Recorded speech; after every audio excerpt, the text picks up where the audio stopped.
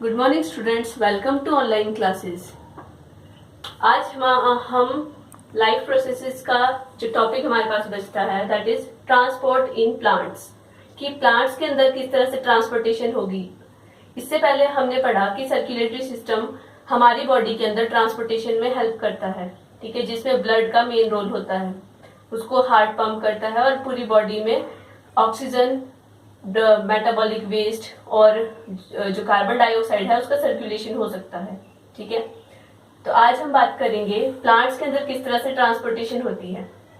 सबसे पहले आपको पता होना चाहिए कि प्लांट्स के अंदर जो मेन कंपोनेंट्स हैं ट्रांसपोर्टेशन के वो क्या हैं। मेनली दो मेन कंपोनेंट्स हैं, वाटर प्लस न्यूट्रिएंट्स और एक फूड, ठीक है। इसके अलावा हार्मोन्स भी ट्रांसपोर्ट होते हैं बट इतना ज्यादा रोल नहीं है। मेन रोल है वाटर और न्यूट्रिएंट्स का और फूड का। तो वाटर और न्यूट्रिएंट्स के लिए जो मेन टिश्यू काम करता है एक कॉम्प्लेक्स टिश्यू है, ठीक है, दैट इज जाइलम। और फूड को ट्रांसपोर्ट करने में काम करता है फ्लोएम। ये दोनों क्या है? कॉम्प्लेक्स टिश्यूज हैं। कॉम्प्लेक्स टिश्यूज का क्या मतलब है? ये ऐसे टिश्यूज हैं जिसमें दो या दो से ज्यादा टाइप्स की सेल्स मिलके एक फंक्शन करती है, ठीक है। जैसे जाइलम की अगर हम बात करें तो जाइलम के मेन कंपोनेंट्स कौन कौन से हैं? Tracheids, vessels, xylem fibres and xylem parenchyma.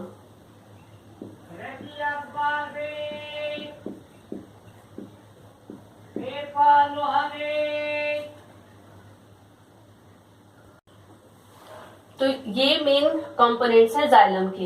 इनमें से जो ये तीन कंपोनेंट्स हैं ये कैसे हैं? डेड सेल से बनते हैं, ठीक है। ये डेड सेल्स हैं बेसिकली। और जो जाइलम पैरेन्काइमा है सिर्फ ये ही लिविंग सेल्स हैं। इनका मेन फंक्शन क्या होता है? वाटर को ट्रांसपोर्ट करना। अब वाटर आता कहां से है? रूट से, ठीक है। रूट्स कहां से एब्जॉर्ब करती हैं? सॉइल से, ठीक है। सॉइल से रूट्स वाटर को एब्जॉर्ब करती हैं और उसको पूरी बॉडी में, जो प्लांट बॉडी है उसमें ट्रांसपोर्ट कर देती हैं, ठीक है। इसी तरह से अगर हम फ्लोएम की बात करें तो फ्लोएम के भी चार मेन कंपोनेंट्स होते हैं, sieve tubes, companion cells,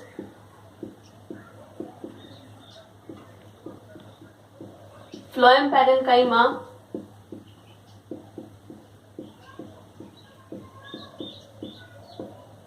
and phloem fibres, ठीक है। इनका मेन फंक्शन होता है फूड को ट्रांसपोर्ट करना। तो फूड क्या है प्लांट्स के लिए? प्लांट्स की लीव्स के अंदर ग्लूकोज की फॉर्म में फूड बनता है, लेकिन वो ट्रांसपोर्ट होता है सुक्रोज की फॉर्म में। Food is transported in the form of sucrose.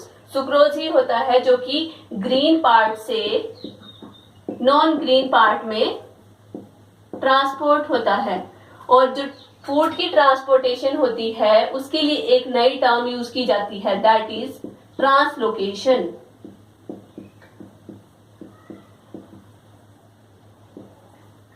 ठीक है। तो थोड़ा और डिटेल में हम जाइलम किस तरह से काम करता है और किस तरह से वाटर न्यूट्रिएंट्स प्लांट्स के अंदर ट्रांसपोर्ट होते हैं उस चीज को देखते हैं।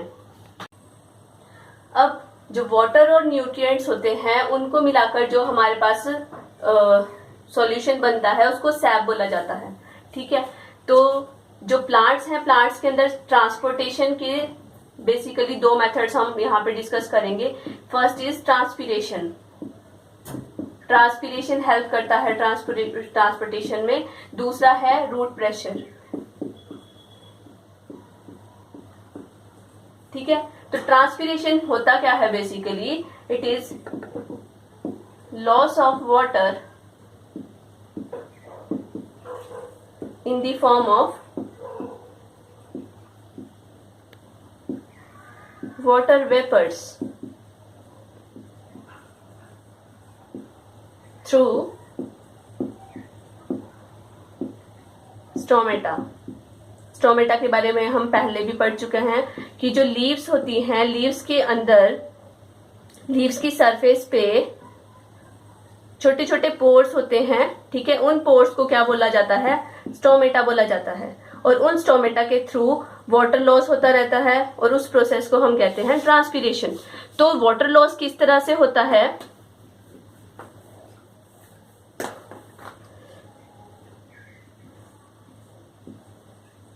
मान लिया हमारा ट्री है, ट्री का जो एरियल पार्ट है, एरियल पार्ट में हमारी लीव्स हैं, ठीक है। लीव्स के अंदर बेसिकली होता क्या है?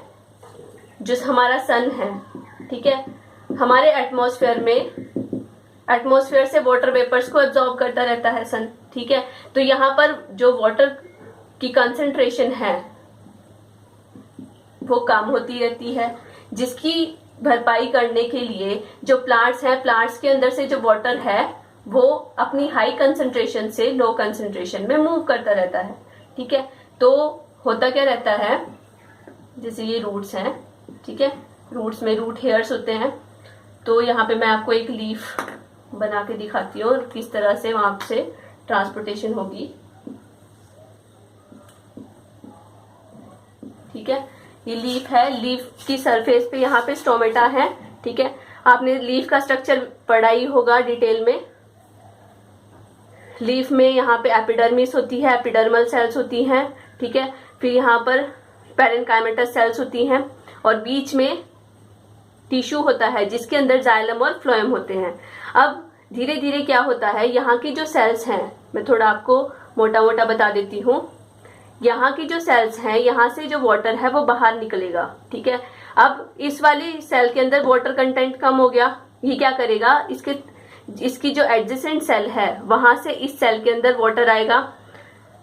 अब यहाँ पे वाटर कंसंट्रेशन कम हो गई, ये यहाँ से वाटर यहाँ मूव करेगा, यहाँ से यहाँ मूव करेगा, इस तरह से वाटर यहाँ पे मूव करता रहेगा। फाइनली वो जाइलम तक पहुंच जाता है।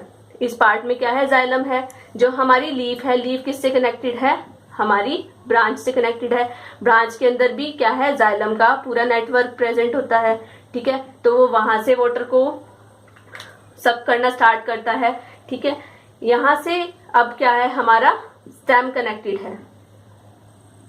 हमारे स्टेम का जो मिडल वाला पोर्शन है, यहाँ पे भी जाइलम प्रेजेंट होता है। वो क्या करता है, यहाँ से पानी अपनी एडजेसेंट सेल्स में मूव करता रहता है और इस तरह से एक चैनल बनता रहता है, ठीक है। और फाइनली जो हमारी रूट्स हैं, रूट लेवल तक पूरा वो सक्शन क्रिएट होता रहता है और पानी इस तरह से मूव करता रहता है। रूट्स में क्या होते हैं, यहाँ पर रूट हेयर्स, ठीक है। अब जैसे वाटर यहाँ से यहाँ सक होता रहा, ये अपनी एडजेसेंट सेल से वाटर सक करता रहता है। ये चैनल कंटिन्यूअसली चलता रहता है दिन के टाइम पे, ठीक है। और फाइनली क्या होगा, यहाँ से भी वाटर एब्जॉर्ब होता रहेगा और फाइनली जो यहाँ पर हमारी सॉइल है, सॉइल से जो वाटर है वो इन रूट हेयर्स के थ्रू एब्जॉर्ब होता रहता है, ठीक है। तो यहाँ पर क्या हो रहा है, पानी यहाँ से यहाँ मूव कर रहा है, यहाँ से आगे मूव करेगा, फर्दर वो जाइलम चैनल तक पहुंचेगा। जाइलम चैनल से अपवर्ड डायरेक्शन में वाटर मूव करता है। अब यहाँ पे आप देख रहे हैं कि जो वाटर की मूवमेंट है वो रूट से प्लांट के डिफरेंट पार्ट्स तक होती रहती है। तो यहाँ पे जो डायरेक्शन है दैट इज यूनिडायरेक्शन, यूनिडायरेक्शनल मूवमेंट है वाटर की, ठीक है। एक ही डायरेक्शन में मूव करता है, ऐसा तो है नहीं कि यहाँ से एब्जॉर्ब हो रहा और किसी भी डायरेक्शन में मूव कर रहा, नहीं, ये सिर्फ एक ही डायरेक्शन में वाटर मूव करेगा, यहाँ को या यहाँ को, सिर्फ नीचे से ऊपर की तरफ ही वाटर मूव करता रहता है, ठीक है। समझ आया आपको कि यहाँ से जो एटमॉस्फेयर है वहां पर ह्यूमिडिटी कम है, उस ह्यूमिडिटी को बैलेंस करने के लिए हमारी सेल से वाटर बाहर मूव करता है। वो अपनी एडजेसेंट सेल से वाटर को सक करेगा, वो अपनी एडजेसेंट सेल से, फिर अपने एडजेसेंट सेल से, फिर वो फर्दर जाइलम तक पहुंचता है। जाइलम में इसी तरह से सक्शन बनता रहता है और वो वाटर को सक करता रहता है और फाइनली वो रूट्स तक पहुंचता है। रूट्स में रूट हेयर्स तक पहुंचता है और रूट हेयर्स क्या करती हैं, सॉइल से वाटर को एब्जॉर्ब करती रहती हैं। तो इसी तरह से वाटर मूव करता रहता है और वो जो वाटर है वो खाली मूव नहीं करता, जो वाटर है वाटर के साथ न्यूट्रिएंट्स भी डिजॉल्व फॉर्म में रहते हैं, वो भी इसके साथ साथ मूव करते रहते हैं, ठीक है। तो इस तरह से वाटर की मूवमेंट प्लांट के अंदर होती है। इसके साथ साथ जैसे ट्रांसपीरेशन क्या है, ट्रांसपीरेशन के लिए एक स्टेटमेंट दी जाती है कि transpiration is a necessary evil. Transpiration is a necessary evil, कि नेसेसरी भी है और एक इविल भी है। क्यों है ऐसा? क्योंकि अगर ट्रांसपीरेशन नहीं होगी तो वाटर की मूवमेंट नहीं होगी। इविल क्यों है? क्योंकि जो प्लांट है, प्लांट का 98% वाटर ट्रांसपीरेशन के थ्रू लॉस में चला जाता है। सिर्फ 2% ही होता है जो कि प्लांट अपने मेटाबॉलिक यूज में लेके आता है। ठीक है, तो ट्रांसपीरेशन क्या है? एक नेसेसरी इविल है। इसके बाद मैं थोड़ा सा आपको रूट हेयर का स्ट्रक्चर बता देती हूँ कि रूट हेयर्स में किस तरह से वाटर की मूवमेंट होती है। जो हमारी रूट्स होती हैं, आई होप कि आपने 9th क्लास में स्ट्रक्चर अच्छे से किया होगा।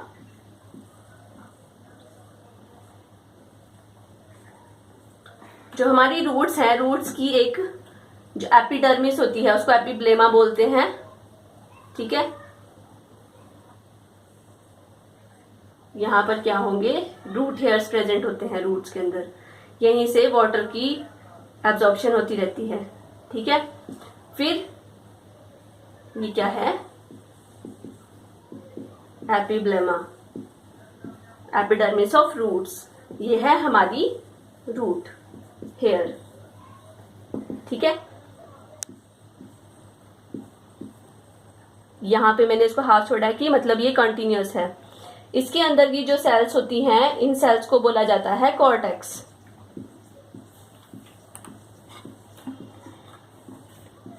which are loosely arranged parenchymatous cells.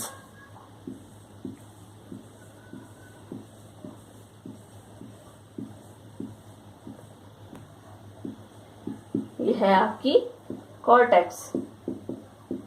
ठीक है, जो इंटरनल कॉर्टेक्स होती है, इट इज मॉडिफाइड इनटू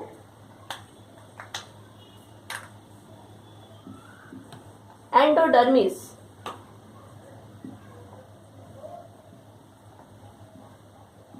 ये हमारी एंडोडर्मिस है। ठीक है, इसके बीच में स्पेस नहीं होता, यहाँ पे इस तरह ही सेल्स होंगी। ठीक है, ये एंडोडर्मिस है।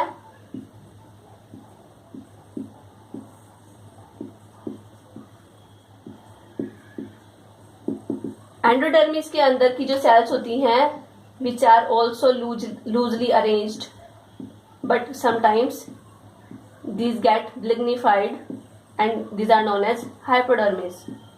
but हम यहाँ बात करेंगे पेरिसाइकिल की। ठीक है, वो एक्सेप्शंस होती है कुछ एक प्लांट्स की, उतना आपको याद नहीं रखना है। आपको सिंपली याद रखना है कि रूट हेयर्स होती है, एपिब्लेमा है, यहाँ पर कॉर्टेक्स है, इसकी इंटरनल लेयर एंडोडर्मिस है, और उससे अंदर होती है हमारी पेरिसाइकिल। ठीक है, पेरिसाइकिल के अंदर अब हमारा कंडक्टिंग टिश्यू यहाँ पे प्रेजेंट होता है। कंडक्टिंग टिश्यू में जो जाइलम है, जाइलम को आप रेड से बना सकते हैं। ठीक है, जाइलम में ट्रैकीड्स हैं हमारी, और इसमें आपको डबल लेयर की फॉर्म में इस तरह से बनाना है। ये हमारे ट्रैकीड्स हैं। ठीक है, कुछ आप राउंडेड भी बना सकते हैं, विच आर वेसल्स।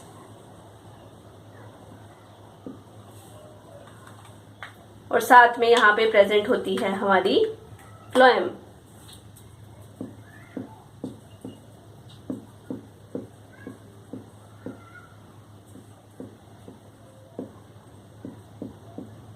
ठीक है, फ्लोएम प्रेजेंट होगा। फ्लोएम को आप ग्रीन से बना सकते हो।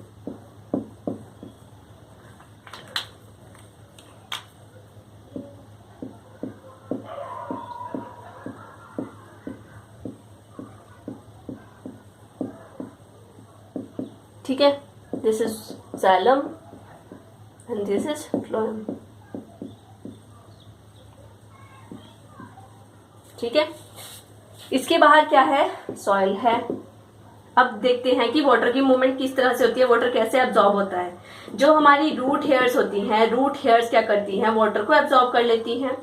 ठीक है, जो रूट प्रेशर होता है, एक तो ट्रांसपीरेशन की में तो पैसिवली वाटर मूव करता है, मतलब पैसिवली का मतलब है किसी भी तरह की कोई एनर्जी यहाँ पर यूज नहीं होती। अगर हम रूट प्रेशर की बात करते हैं तो रूट प्रेशर में रूट सेल्स के अंदर एक मैकेनिज्म चलता है जिसमें मेटाबॉलिक रिएक्शंस में एटीपी यूज की जाती है। एटीपी जो प्रोड्यूस होती है मेटाबॉलिक रिएक्शंस के लिए, वो एटीपी यूज करके यहां से वाटर को अंदर सक किया जाता है। ठीक है, तो वाटर क्या करेगा, मूव करेगा अंदर, रूट हेयर के थ्रू एब्जॉर्ब हो रहा है, तो वो यहां से या तो सेल्स के बीच से जाएगा या इन सेल्स के साइड से निकलता हुआ चला जाएगा।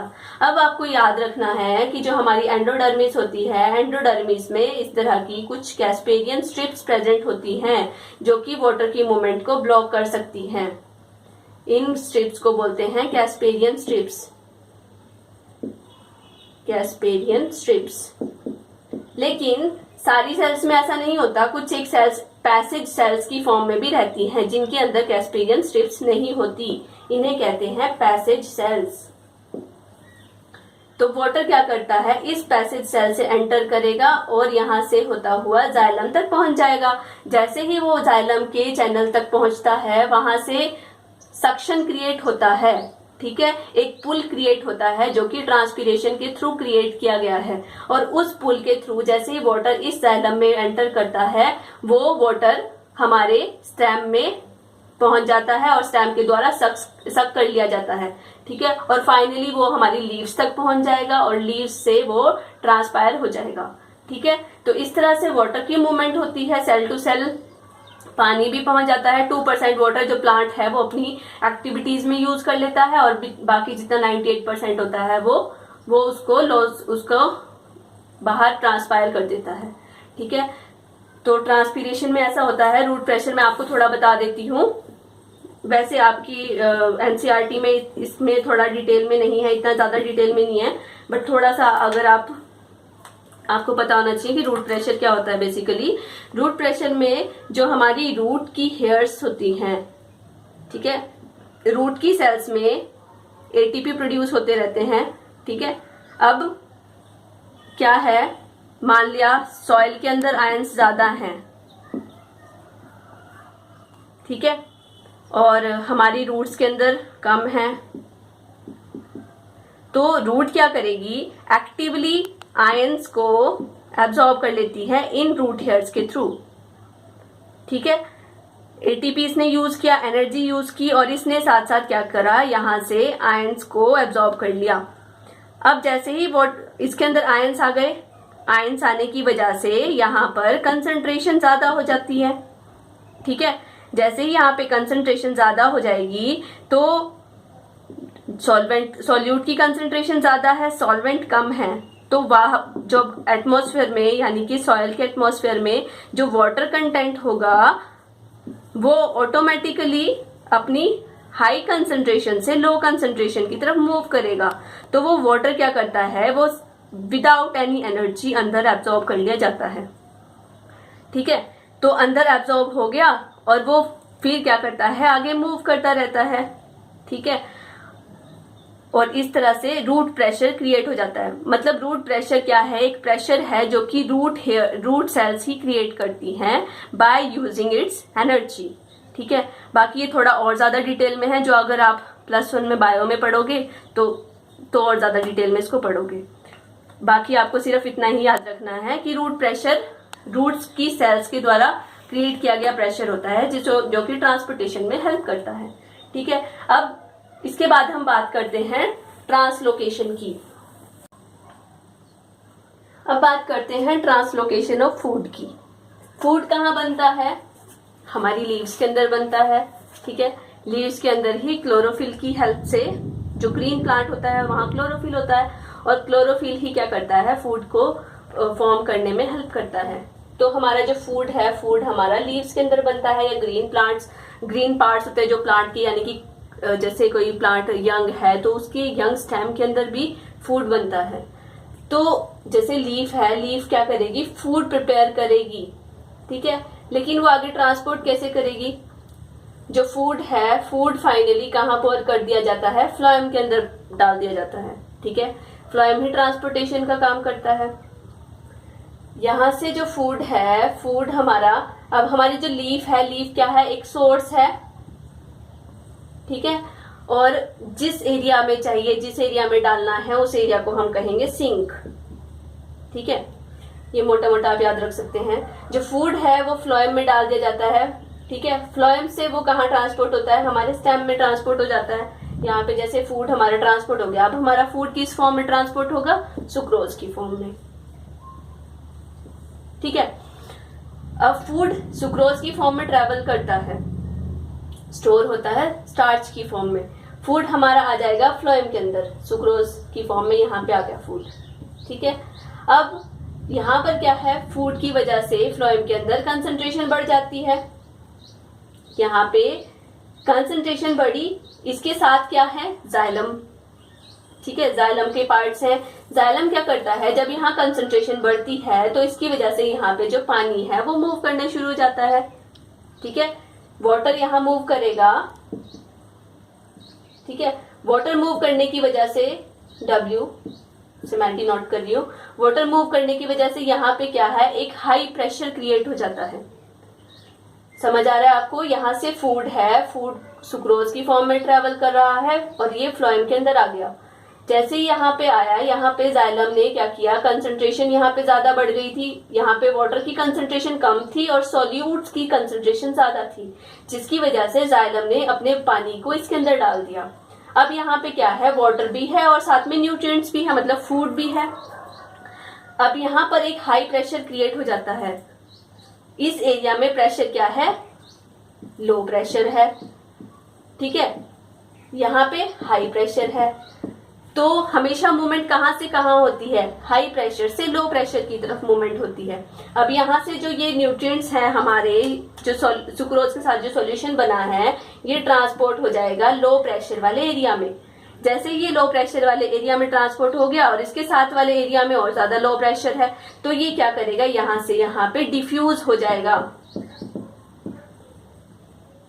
ठीक है, ये डिफ्यूजन ही होता है कि कोई भी चीज अपने हाई प्रेशर से लो प्रेशर की तरफ, अपने हाई कंसंट्रेशन से लो कंसंट्रेशन की तरफ मूव करती है।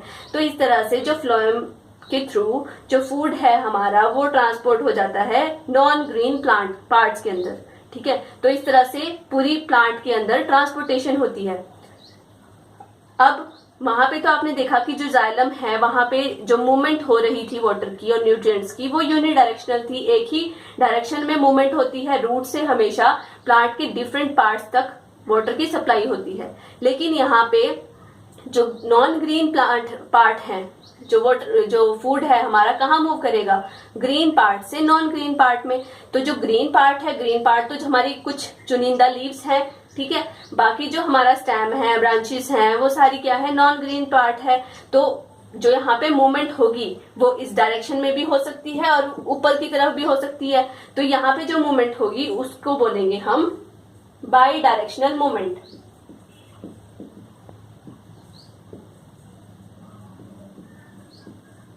ठीक है, तो इस तरह से जो वाटर है और फूड है हमारा पूरी प्लांट के अंदर ट्रांसपोर्ट होता है। अब हमारा लास्ट टॉपिक बचता है, दैट इज एक्सक्रीटरी सिस्टम, जिसको हम नेक्स्ट लेक्चर में कंटिन्यू करेंगे। Thank you class.